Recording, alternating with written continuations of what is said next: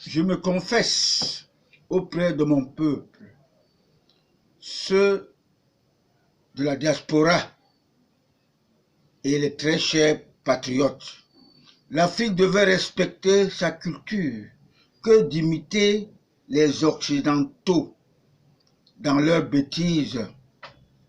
Mes très chers compatriotes, patriotes nationalistes, voici ce 22 juin 2020, en ma qualité de patriarche, politologue spirituel, le seul qui succède mon homologue grand patriarche Cheikh Anta Diop, qui disait que l'Afrique est la toute première civilisation. Président fondateur de COTRAC, le seul soutien inconditionnel de mon candidat naturel, son excellent Paul Biya.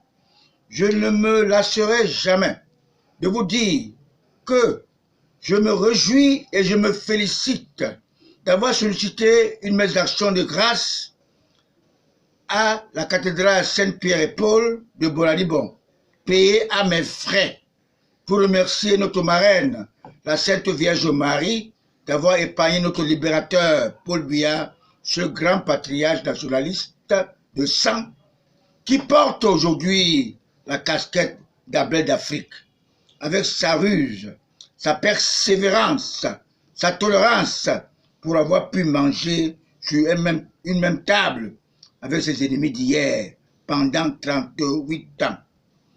Tous ces fils du parrain de notre tout premier chef de l'État, le franc-maçon, Dr Luis-Paul Jola, le représentant de l'homme d'Afrique francophone, Jacques Foccart, qui fut l'homme de main de l'assassin de l'Afrique, le général Charles de Gaulle, qui fut vomi par la France. Mes très chers compatriotes, le Satan est une voix éphémère. Il fut créé par Dieu, mais l'ange rebelle qui vous donne tous les biens illicites, mais il peut vous vomir sans préavis. L'Afrique se fait gérer par les expatriés dans la ville cosmopolite de Douala.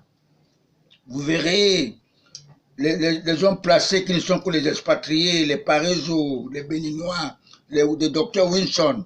Permettez-moi de vous révéler cette histoire de ce journaleux camerounais, Hubert Etundi, qui m'avait dédicacé son ouvrage qui disait que l'Afrique est en retard.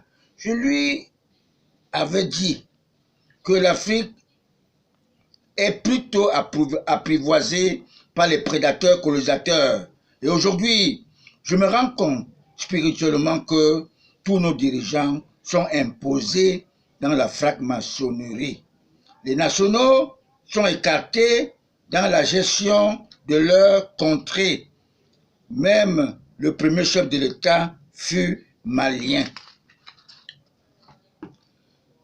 Il y a un clan de Boulou qui disent que Paul Biya est faible. Il faut à tout prix le remplacer. Cette mauvaise gangrène est l'héritage des homosexuels de la francophonie pour que notre Afrique soit toujours soumise à la colonisation et que la colonisation n'est qu'une forme d'esclavage.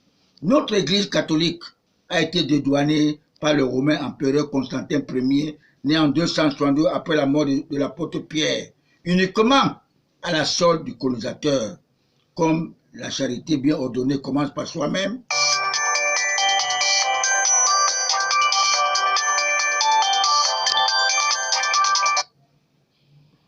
il préfère choisir le siège au Vatican, un État dans un État d'Italie, avec un superviseur, le pape. L'Afrique devrait se rappeler de la recommandation du roi belge en 1883 aux missionnaires catholiques qui se rendaient en Afrique noire, qui a octroyé le droit canon à Cayenne, Martin Belenga Ibutu. Le slogan de mon candidat naturel Paul Biya, rigueur et moralisation, avec la création de notre tout premier parti démocratique, le 24 mars 1985 à Bamenda, le RDPC et que certains membres influents homosexuels imposés dans la franc-maçonnerie disaient que cette démocratie est précipitée. Ils ont même fait des marches contre le choix de Dieu. Les Basile, beaucoup d'autres anciens délégués du gouvernement de Yaoundé, Paul Biya leur a dit, le chien aboie, la caravane passe. Ce cercle vicieux et diabolique montre que cette planète Terre est conquise par les fils du roi Hérode et ils en ont fait son royaume. Mes très chers patriotes nationalistes, j'ai été très surpris d'entendre notre archevêque Cléda de Douala dire ouvertement que mon candidat naturel, Paul Biya, est très vieux. Il ne maîtrise plus rien, avec ses 87 ans seulement. Aujourd'hui, je viens d'entendre que le fils de l'ancien président de la Côte d'Ivoire, Houphouët-Boigny, qui fut l'homme du Code noir français, son fils, Henri Konan Bédier, alors qu'il a le même âge que mon président Paul Biya, qui est détesté auprès de tous les homosexuels imposés dans la franc-maçonnerie. Ce dernier, qui n'a rien prouvé en Côte d'Ivoire, veut revenir avec mon droit canon de l'église de l'apôtre Pierre. Je dis non à cette mascarade politique qui est toujours créée par notre église catholique romaine. Je crois, pour une première fois, nous aurons vraiment les représentants de notre pays qui seront des vrais patriotes. Des vrais patriotes. Permettez-moi de vous dévoiler ce secret spirituel.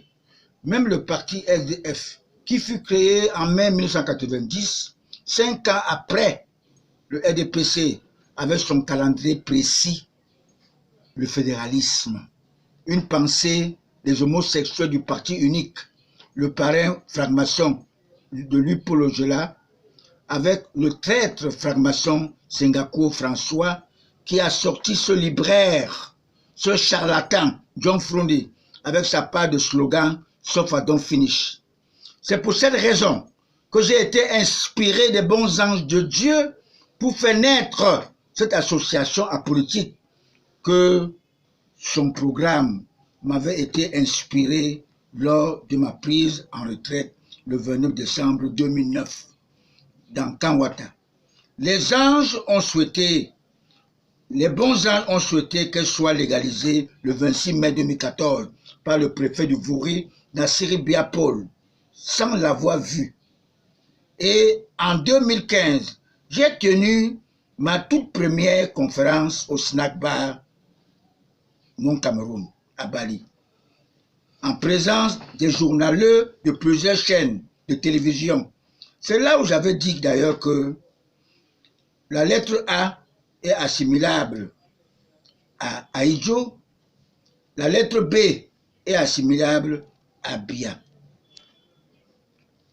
Même Afrique Média, on dirait qu'il y avait parmi eux des insatisfaits homosexuels du parti unique. Mes très chers compatriotes, nous les hommes lions, les patriarches, nous avons expérimenté cette mauvaise pratique diabolique. Elle ne date pas d'aujourd'hui.